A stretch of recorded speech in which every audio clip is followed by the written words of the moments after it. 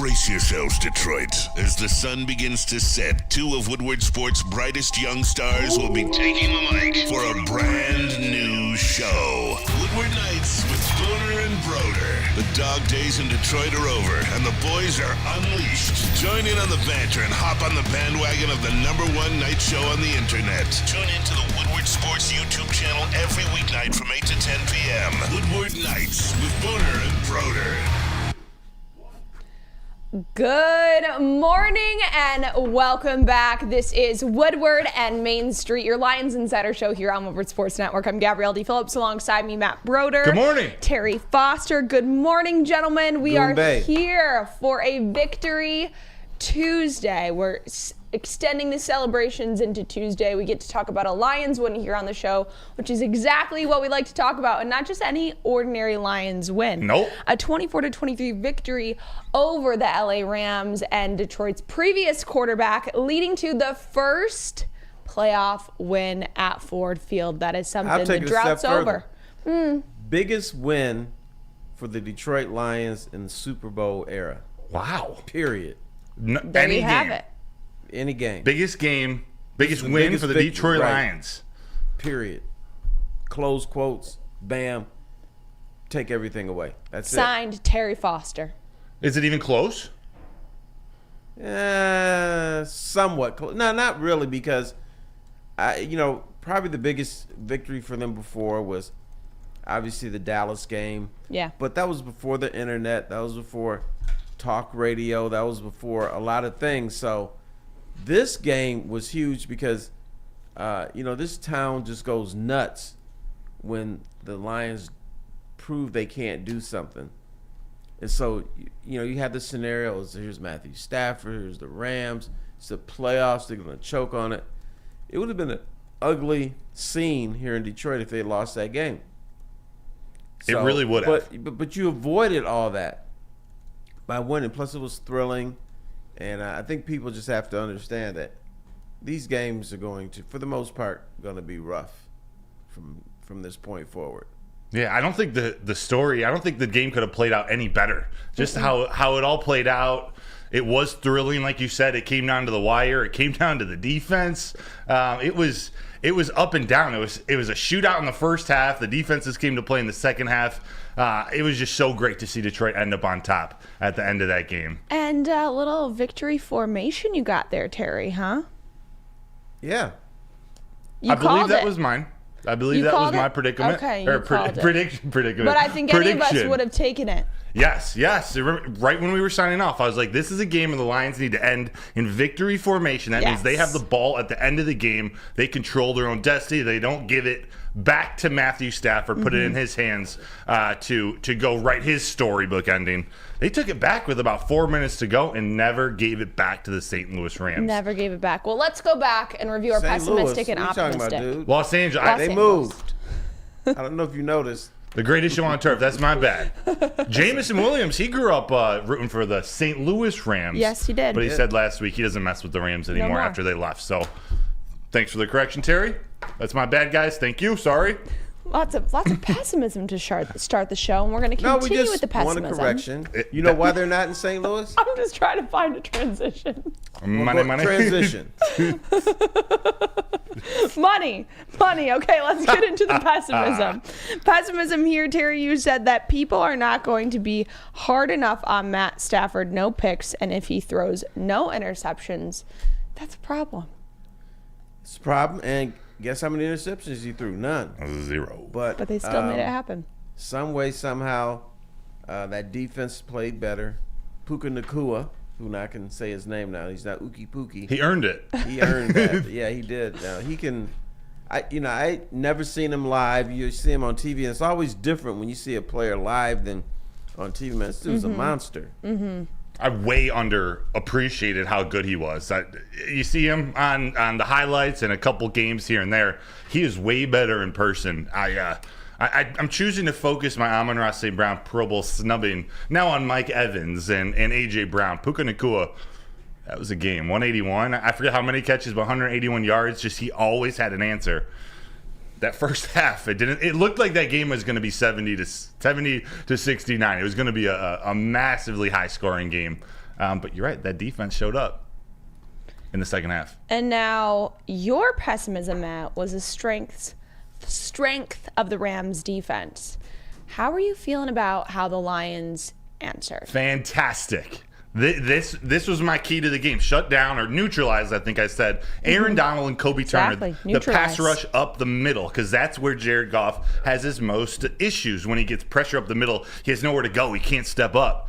They did that. Aaron Donald had, I think, 3 tackles, really didn't make an impact in the backfield. Kobe Turner did the same too. Frank Ragnow, Jonah Jackson, Graham Glasgow, they all played phenomenally. They really shut that down. And we saw Jared Goff, when he wasn't pressured, 22 of 22. And he finished the game 22 of 27 for 277 yards and 1 touchdown. So when they protect Jared Goff and he's clean, it's hard to beat the Lions. It's hard to stop Jared Goff in that offense, and that's what they did. You know what I had to do? I kept looking at the roster. I was trying to see, is Aaron Donald playing tonight? Yeah. Or did he take the night off? So, yeah, when you neutralize him, that's huge right there. Yeah. It was crazy because watching on TV, I was like listening. And then at some point I was like, they haven't mentioned Aaron Donald's name, I don't think, in probably 30 minutes. Yeah. 40 minutes. That Lions offensive line, they had one of their better games on the season. Graham Glasgow played phenomenally. Jonah Jackson, you know what you're going to get out of all-pro Frank Ragnow. It was special. And Terry, you said turnovers, if we can get Matthew Stafford to turn the ball over, that's the win. Neither team turned the ball over. So what it came down to was that defense holding them to field goals. Right. It was limiting them in the red zone, which has been a struggle of the Lions this season. But especially having C.D. Deuce back, that really helps that secondary, that defense with a little less space for the offense to work. That was the difference, forcing them into 3 field goals. End up winning by 1 point. He not only is a good player, but I think he hypes up the guys around him. So that's what makes that secondary better. And the narrative around here is that secondary stinks, which it's a little bit stinky, but when you bring him back and you have all the pieces coming back, it's going to make him better, because there has to be a cohesiveness with the secondary back there. Definitely. And I will give you a story of why it's important to know what the hell you're doing back there. We all know the Sterling Sharp game. Playoff game where the Lions were winning. Green Bay got the ball. Sterling Sharp, who was only the best receiver in the game at the time, was left wide open. And that was a case of where the secondary was not cohesive. I went to the dressing room or the locker room afterwards to ask them what coverage were they in that left Sterling Sharp so wide open. Some guy said, we're in cover 2, and then some other guy said, no, we were in cover 3. So they didn't even know what coverage they were in. So, I mean, when you're not on the same page, and football is one of those sports where, and this is not a cliche, I got to trust the guy next to me. Yes. To let him know, does he know what the hell he's doing? I do my job, and this dude over here does his job. And if we're not on the same page, you get Sterling Sharp. Yeah, and they weren't, in the first half especially, they weren't on the same page. There was a 4th and 5 where Matthew Stafford hit Cooper Kupp for a 6-yard pass, a 6-yard completion for a first down. There was a clear miscommunication between Kirby Joseph, Brian Branch, and C.D. Deuce, and right after he got the first down, Aaron Glenn was on the sideline. He threw his hands up in the air. He was upset. There was a clear miscommunication, but what a veteran like C.J. Gardner-Johnson and C.D. Deuce brings to this team is fixing those mistakes, not getting down on yourself, but fixing them. And in the second half, that's where that secondary shined and was able to limit the big plays. They still moved the ball, the Rams, but they were able to limit the big 50-yard touchdown, the 38-yard touchdown to Tutu Atwell. That didn't happen in the second half, and that's a testament to a veteran like C.D. Deuce working with Iffy and working with Brian Branch and Kirby. So, hey, props to him, props to them for cleaning up their mistakes. Aaron Glenn, I thought, called an amazing second half. Let's jump over to the optimism, because we're kind of on that train right now. Terry, oh, yeah. Your optimism was that they have to have momentum in the run game. Yeah, I mean, I don't think that really played a factor. It was a little bit of a factor, but I think the major thing is Jared Goff. He played a great game. He didn't make the big plays, but he made the smart plays. I thought maybe their passing attack was more important than their running game.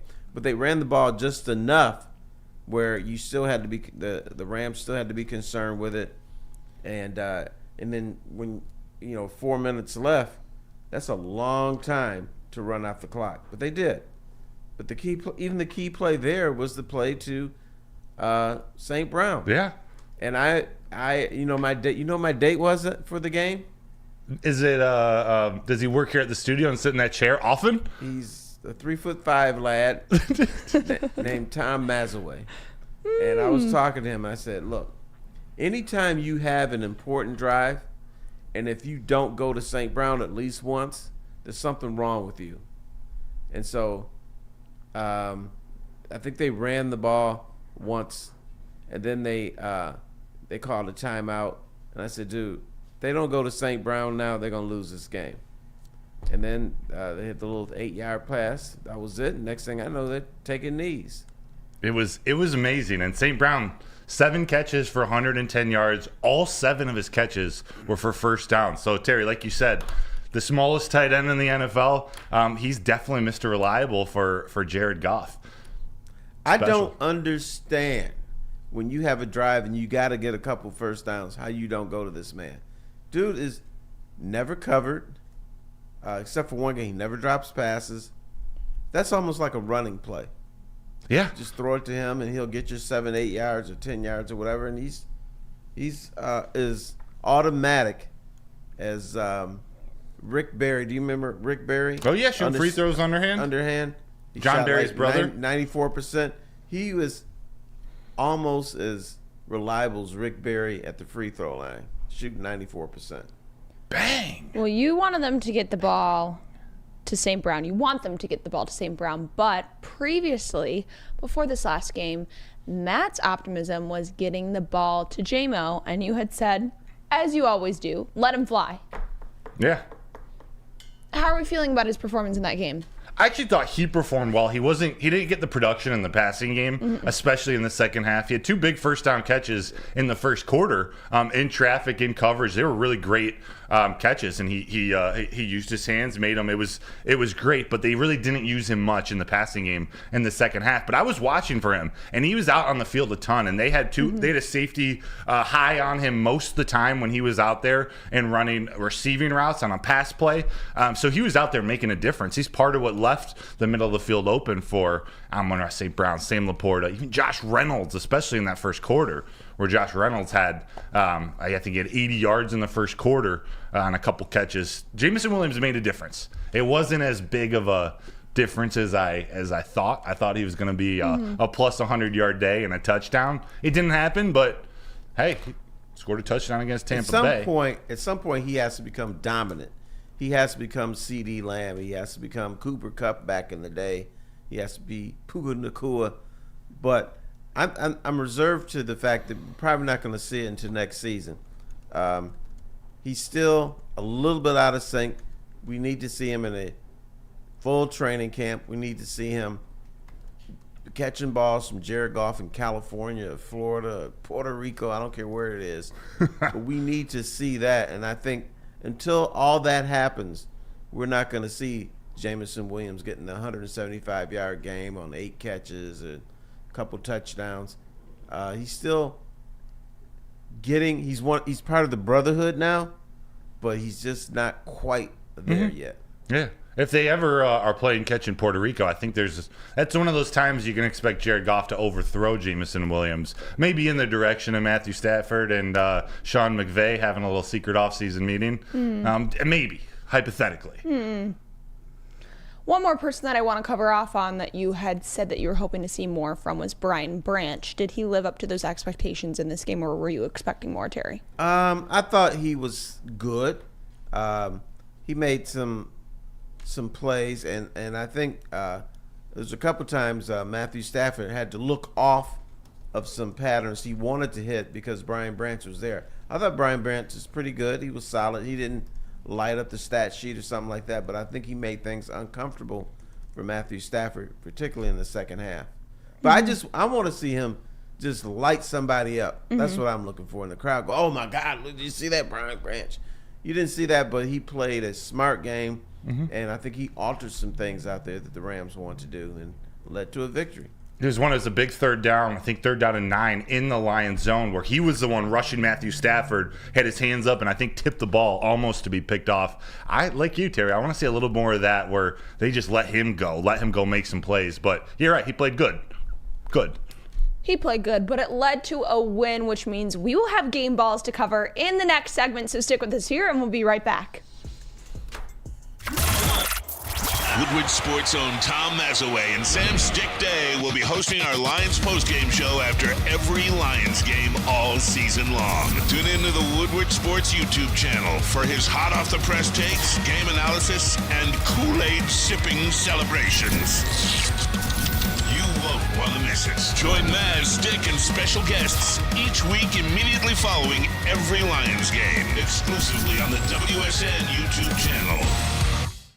Stop searching for a vehicle and start finding one. Les Stanford Chevrolet Cadillac makes it easy. We harness the power of multiple dealerships and own the biggest selection of GM brands in the area to get you the car you need. With the Les Stanford Group, you'll have access to 4 different dealerships, providing you with more makes, more models, and more choices. We're connected to more than 1,000 vehicles, and with so many high-quality CPO vehicles available, you'll find new car quality at pre-owned prices. You can start and end your search at lesstanford.com today.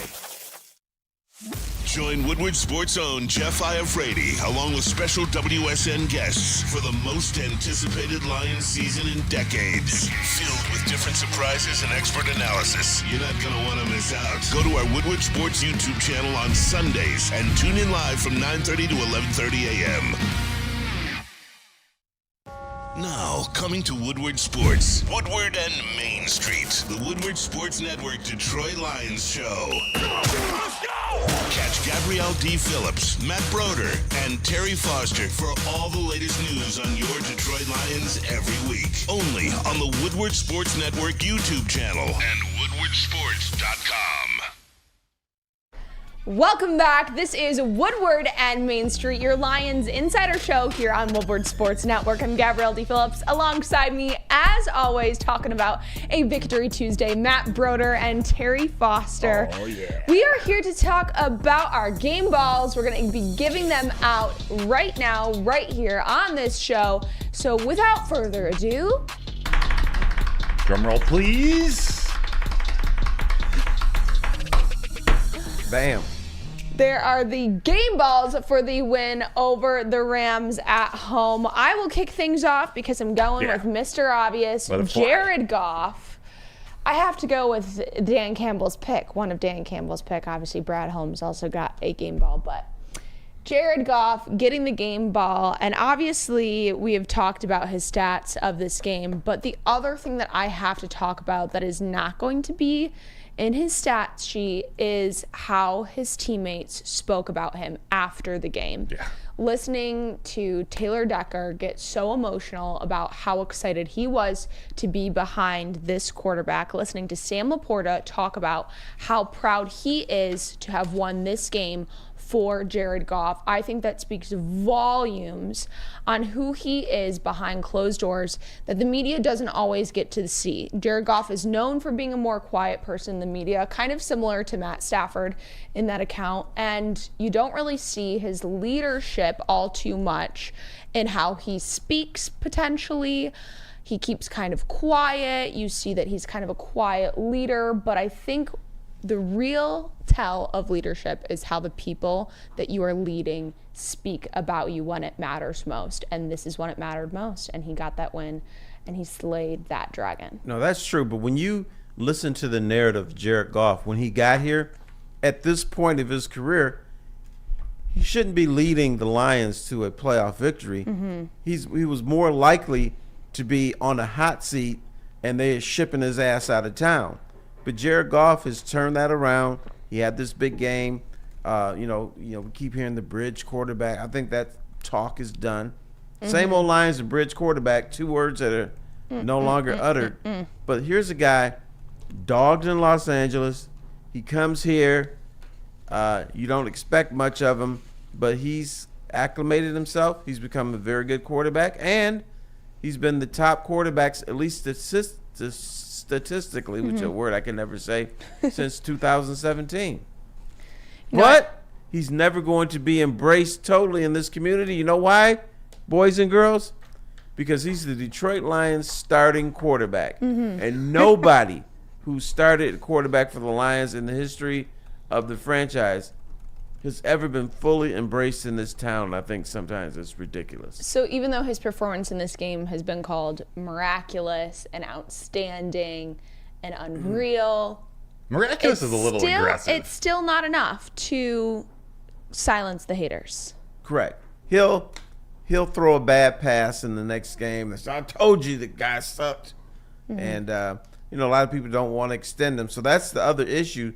Do you extend him now? Do you let it play out? I think the Lions are going to let it play out because Brad Holmes, once again, is shopping at Walmart. He's trying to get deals, and that's only going to go so far. But I think they're going to hold off on extending Jared Goff. Okay. Even though he's good enough for the Lions. Yeah, I'm on the side. Let's just enjoy it while it lasts. Let's enjoy how good he's playing right now. He's gotten his team back to the promised land for the first time. You saw how the crowd embraced him. It was less about the Matthew Stafford boos and more about the Jared Goff chants and the cheers. There was more support for Goff than boos for Stafford. I thought that kind of painted a bigger picture of this city actually getting it. Whether it happened this week or over the last couple weeks, it was special to see him embrace. And you could tell Jared Goff, he was getting a little emotional after the game too. He knows what this means for Detroit, and he'll never talk about himself and what it meant beating the Rams, sending them home, ending their season. But it meant a lot to him. It no deep down, he's no poor man's Matt Ryan. You'd have to be crazy, for it not to mean something. But about the cheering and booing thing for him, you can't change history. It is what it is. Matthew Stafford is not here. Yeah. Jared Goff is the Detroit Lions quarterback. So if you want the franchise to elevate itself to championship status, you have to root for this guy because nobody else is going to do it. It's him or nobody. So you may as well embrace him. Embrace him and embrace David Montgomery, who is an addition to this team and is Matt's game ball. So let's talk about it. Yeah, I just think David Montgomery's kind of the silent assassin, the silent sleeper on this offense. But what he did at the beginning of the game, he came out of the gate running hard. Like, first play of the game was an 11-yard gain. I think that really set the tone. That not only allowed Goff and the offense to get into their play action, but it just set the physicality tone. That Rams defense is like, all right, from the start, we're coming. And that starts with David Montgomery running behind that offensive line. I thought it was a great start to the game. They worked him in parts throughout the game. And then when they needed him the most at the end of the game with the 4 minutes to go, that's when they relied on him, and that's why you brought him. He ended up with 14 rushes, 57 yards, 1 touchdown. I think one of the most important plays is 1 catch. It was with, I believe, 2nd and 7, right there, the series before the St. Brown first down to seal it. Jared Goff finds him in the flats with a linebacker right in front of him. He makes a Jahmyr Gibbs-esque juke to get around the guy, scamper forward for another 7 or 8 yards and get the first down. It was one of the biggest plays of the game for me. So although his stats don't blow anybody away, I thought he was one of the most valuable players on this team for this game. Yeah, he's the closer now. He's Todd Jones, and so he can finish games. He's not as wild as him, but after the game, he's walking to his dressing stall, and I just said, this is a tank. Yes. I said, I'm not tackling this dude. He's just built like this. And one of my favorite plays from David Montgomery didn't even happen during the game. It was during training camp when your boy C.D. Deuce or C.J. Gardner-Johnson tried to tackle him. He pushed him down to the ground and said, bitch, get away from me. And I just said, I'm impressed by that. He's an impressive man. And I think it was Josina Anderson interviewing after the game said, David, like, you're the only one in this entire stadium not smiling. And he was just like, well, the job's not, I forget what exactly he said, but basically the job's not finished. Like, we got now Tampa next week, but we'll get there. Before we get there, Terry's game ball going, I think, the first time he's made it on the board, which is ridiculous. He could be every week. He could be every week. He's one of those that you just have expected this kind of performance over and over and over again. Penei Sewell. Yeah, I'm giving him the award of the game ball based on his last month. When you just focus on Penei Sewell, man, he's like tapping dudes. It's like, the fight where the little guy is fighting the big guy, and the big guy just holds his hand up and lets you swing at air. That's what Penei Sewell is doing with 300-pound dudes or 280-pound dudes. He's just on his game. You don't hear about him jumping off sides. You don't hear about him holding. But when you focus on him, he's just taking care of big boys in the National Football League. Yeah.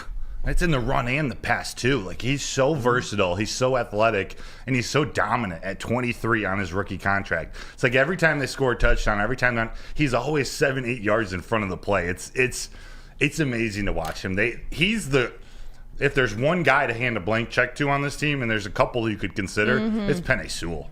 This is what started the rebuild. Brad Holmes, pick number 8, 2021, Penei Sewell. He's going to be special. He is special. Sorry, he is currently special. Right, and I'm curious how many pancakes he has. That's not a stat in the NFL, but he's got to have a few pancakes, because I've seen a bunch of times where Montgomery, who is running the ball, and then somebody's got him lined up, and all of a sudden Penei Sewell, who's really fast, gets there, busts him, and next thing you know, my man is like, damn, I thought I was going to make the tackle. Why am I sitting on my ass now? Out of nowhere. Penei Sewell. We got to come up with a nickname for this dude. Oh, yeah. He doesn't have one. I don't think I've heard one at all this entire season. We'll think of something. We'll think of it. Even his teammates call him Penei. Yeah. They don't call He's him no anything. muss, no fuss. What I love, too, seeing when Jared Goff came into the locker room at the end of the game, the first person who greeted him, Penei Sewell. Big hug. They were chanting his name. Then those two embraced. That's special. Penei Sewell, he doesn't show a lot of emotion. I mean, he's tough. He shows some rough and tough emotion. But to see him hug Jared Goff, support him like that, there's something special going on in that locker room. There is. We're going to talk more about it in the next segment, so stick with us, and we'll be right back. This is Woodward and Main Street, brought to you by Les Stanford. Brace yourselves, Detroit. As the sun begins to set, 2 of Woodward Sports' brightest young stars will be taking the mic for a brand new show. Woodward Nights with Broder and Broder. The dog days in Detroit are over, and the boys are unleashed. Join in on the banter and hop on the bandwagon of the #1 night show on the internet. Tune into the Woodward Sports YouTube channel every weeknight from 8 to 10 p.m. Woodward Nights with Broder and Broder.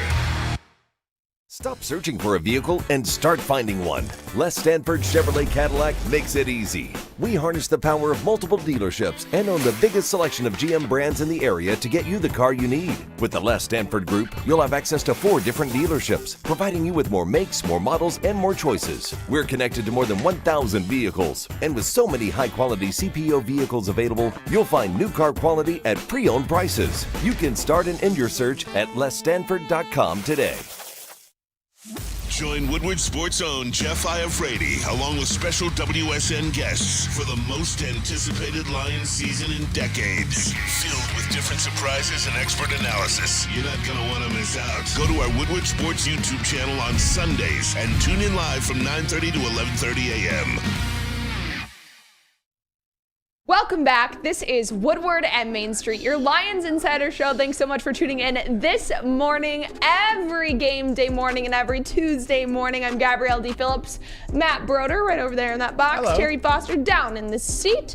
And of course, thank you to Kool-Aid and JB for also being here and making this Legends. show possible, along with Les Stanford. So thanks, Les Stanford, for making this happen. Now, we have to talk about all that went down during the game. First up on the list that I want to cover is Mr. Dan Campbell. Coached like a veteran. What was his biggest strength in this game?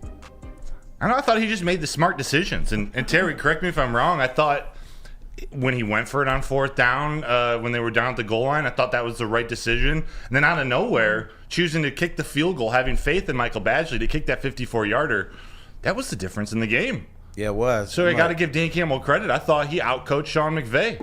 Well, and they won this game 2 months ago, whenever it was, when they made the change at kicker. Yeah. Riley Patterson couldn't get it 50 yards. Right. So, if you're going to be a playoff team, everything doesn't go right. It's going to be, in today's NFL, at some point you're going to have to kick a 52, 53, or 54-yard field goal to win a game. And the Lions knew they were going to be in that position. They got in there, and they had the right guy to do it. And Badgley, man, he's a little fella. He's a little guy. He's a little soccer player. But that's a big leg. He doesn't have the best percentage, over 50 yards, but, hey, man, he came up in the clutch. He definitely – and you got to give Dan Campbell some credit for just having these guys ready for this game. And I know it's not just this one. It's been built up this season, but I factor that into my Dan Campbell coaching success. Is this team, from the very start of the game, they were ready to go. So then my next question is, where does this leave him in terms of Coach of the Year? To me, he's the Coach of the Year. I don't think he's going to win it. And I forget when the voting ended. I think it was before the playoffs, so D'Amico Ryans doesn't get the credit in the voting for getting them their first playoff win. So I think it's either going to be D'Amico Ryans or Kevin Stefanski with the Browns. I'd even give it to John Harbaugh for what he did in Baltimore. It was a special year. But to me, Dan Campbell did everything you could ask of a Coach of the Year. Everything they asked of Brian Daboll last year, who got it at 9-7, getting his team to the playoffs. I think he deserves it. Just because the Lions were favored to win the NFC North before the season, actually winning it is another story. He led them to a 12-5 record, really 13-4, but a 12-5 record. That's special for Detroit. That needs to be rewarded. If you can get this bum of a franchise into the playoffs and winning a playoff game and winning 13 games, you deserve Coach of the Year. So facts. Normally Stefanski would win it, and he's probably going to win it, and I wouldn't argue with it. But yeah, the fact that he's doing it for the Detroit Lions, come on now. He should get a lot of votes, and he should win it, but he won't. I want to take it back onto the field because somebody that we really haven't talked about all too much this show, and that people weren't talking all too much about this season but really showed out in this game, Josh Reynolds. Kind of coming out of nowhere, but this was a revenge game for him too. I mean, let's talk about his performance and how much he showed out in this game. Yeah, the former Ram. And I know people were chirping me on Twitter. He was cut from the Tennessee Titans this season. He played a couple games for them, then was cut and came to Detroit. Yeah. The Rams still gave up on him when they traded Goff away. Exactly. They didn't re-sign Josh Reynolds too. He came out and he was the difference maker along with Montgomery. He made a huge difference in that first quarter. The first player in Lions history to produce 75 or more receiving yards in the first quarter of a playoff game. He was totally a difference maker, and although there was a stretch in the middle of the season where his receiving production wasn't there, remember the first couple games of the year, he was that security blanket. Caught like 22 passes. His first 22 receptions were for first downs. He was huge in that Chiefs game. He's been a very important piece to this offense, and he came up when they needed him the most. Yeah, he was Puka-like in this game. And I want to scold all of us. Okay. Shame on you. Shame on you. Shame on me. No one gave a game ball to Josh Reynolds?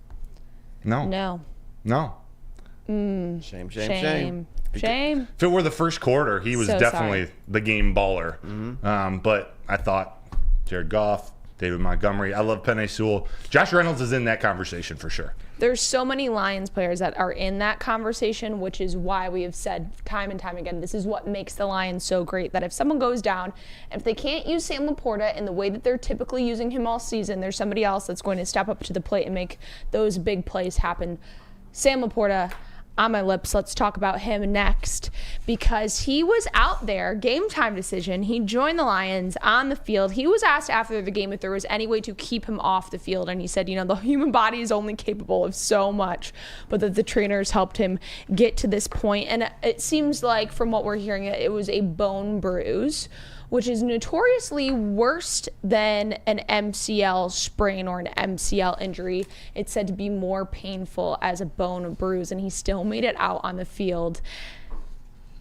Is he the real deal? Does this just solidify the fact that he is the real deal? Is this like the cherry on top of the sundae? We knew that he played so well all season. He was this breakout star, but now he's thrown a little bit of adversity and he still comes out and plays through an injury.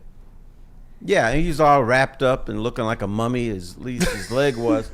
But here's the dirty little secret I'm not supposed to tell you. You know they shot him up before the game, probably. Probably. Yeah. Give him a little something, and the old elixir. Just go do it. Yeah. Because he's young, he can do that kind of stuff. And so I think Sam Laporta, before this game, he showed that he's legit. He showed that he's the real deal. This is not a rookie out there. Or at least he doesn't play like a rookie. I don't even consider him a rookie anymore.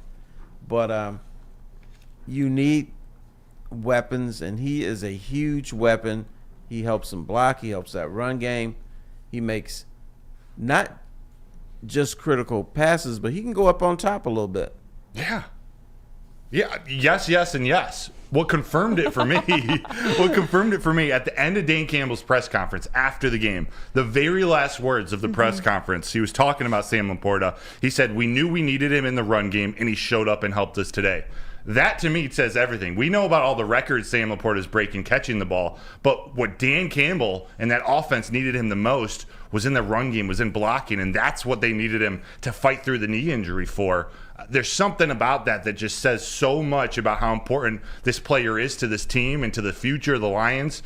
To see him come out and play through that and then make a couple big plays, the touchdown catch on 4th down in the first half, and then that little 5-yard catch he made in the third quarter that set up the Michael Badgley field goal. That was huge, and I know that that's not some massive play in the pass game, but that's part of what makes Jared Goff, Sam Laporta, this offense special. The wherewithal to just gain those extra 5 yards, get Badgley in his range, at least a little closer, made all the difference in that game.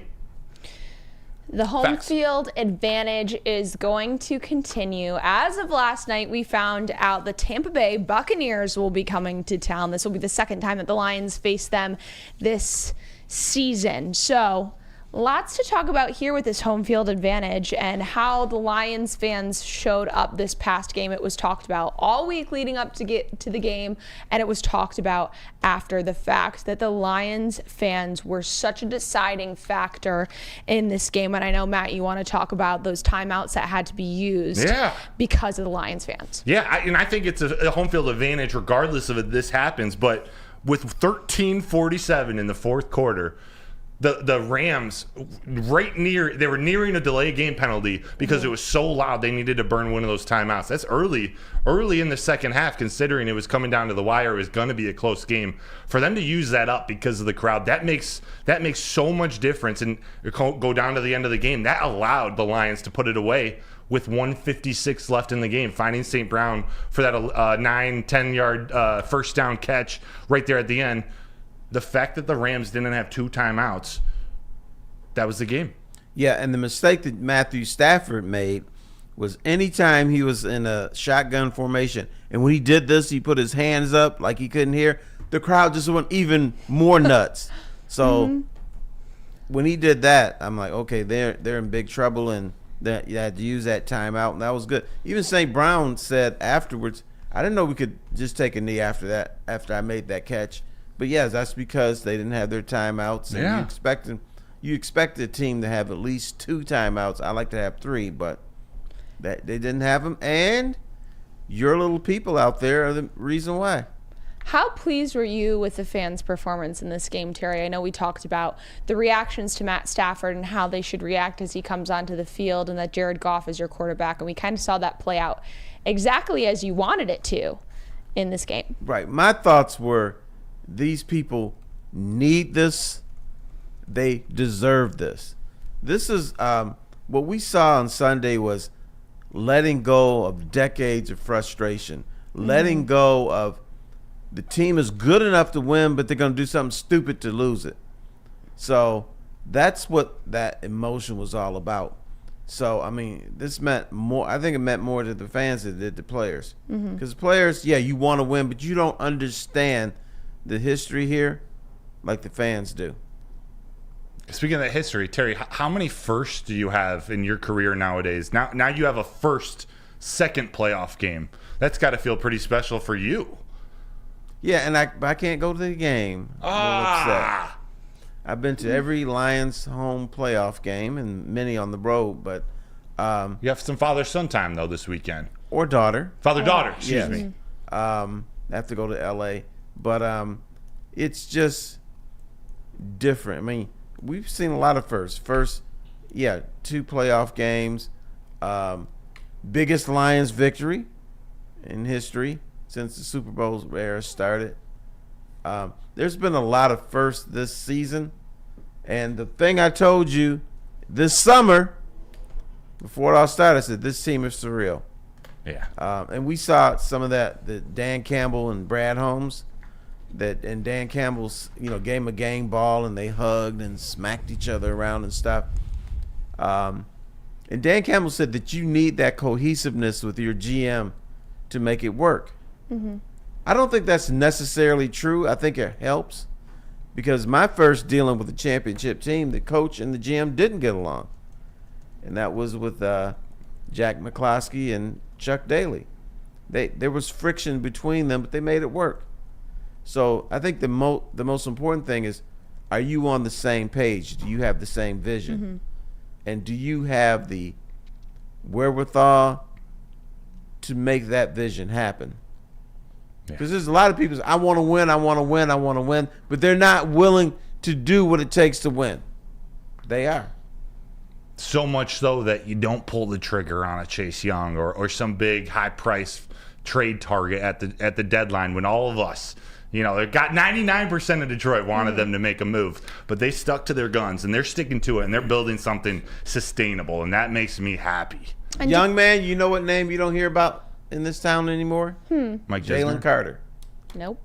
Remember how stupid they were for not taking Jalen Carter? Surely not going to hear about it anymore since the Bucs are coming in town instead. That's right. And what is your message to the fans that are saying the Bucs are nothing to worry about coming to Ford Field? From my dealings in professional sports, for whatever reason, beating a team a second time in the season in football is really tough. Because the other team, I think what happens is the other team knows what their flaws are. They know why they lost, and they're more focused on trying to correct those things. The Lions are like, okay, we handled them.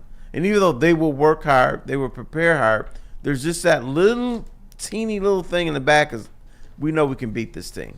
Yeah. The Bucs is thinking, we don't know if we can beat this team, but if we work extra hard and position ourselves and don't become total fools and clowns, then we have a shot. So I think the motivation is more on Tampa's side than the Lions. Yeah, and of the 3 games that the Lions have played a team twice, their NFC North opponents, the Bears and the Packers, beat them in that second game. So they got to come prepared. But what I'm optimistic about, and the Bucs aren't anything to look past, but I'm optimistic that the Lions missed a lot of players in that first game. Jonah Jackson was out. Jahmyr Gibbs was out. David Montgomery was out in the second quarter. It was a Jared Goff game, 30 of 44, 353 yards, 2 touchdowns.